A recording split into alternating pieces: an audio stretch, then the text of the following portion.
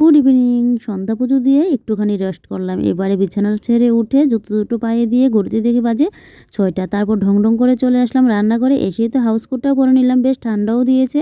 তোমাদের এখানে কীরকম ঠান্ডা পড়েছে? আমাদের এখানে কিন্তু ভালোই ঠান্ডা দিয়েছে। তারপর এদিকে বসিয়ে দিলাম চায়ের জল। নিয়ে নিলাম একটুখানি মুড়ি। সন্ধ্যার টিফিনে হবে আজকে ভাজি মুড়ি। তো তার জন্য এখানে দেখো তেলের মধ্যে দিয়ে দিলাম একটু কালো জিরে ফোড়নে। তারপর দিয়ে দিলাম আদা গ্রেট করা। দিয়ে দিলাম 2টা শুকনো লঙ্কা চেরা। তারপর দিয়ে দিলাম একটুখানি মুড়িটা দিয়ে ভালো করে নাড়াচাড়া দিয়ে একটুখানি হলদি গুঁড়ো দিয়ে দিলাম একটু কালারফুলের জন্য। তারপর পরিমাণ মতো একটুখানি নুন দিয়ে ভালো করে মুড়িটার সাথে একবারে মিক্সড করে নেব। সন্ধ্যায় দেখবে চায়ের সাথে এরকম মুড়ি ভাজা হলে বেশ ভালোই লাগে। তারপর ঘরে ছিল ওই যে ভুজিয়াটা একটু দিয়ে দিলাম। দিয়ে ভালো করে নাড়াচাড়া দিয়ে এদিকে দেখছি চায়ের লিকারটাও হয়ে গেছে। এবারে চাটাকে ছেঁকে নিয়ে এই যে দেখো আমাদের মুড়ি ভাজাও হয়ে গেছে। এদিকে চাটাও আমি নিয়েছি। চলো এবারে ওই ঘরে গিয়ে বরকেও দিই। আজকে যেহেতু মঙ্গলবার ও বাড়িতে আছে। আমার ঘরে এমনিতে সন্ধ্যার চায়ের আড্ডা নেই, কিন্তু যেহেতু বর বাড়িতে আছে তাই জন্য কিন্তু হয়। এদিকে শাশুড়ি বৌমা মিলে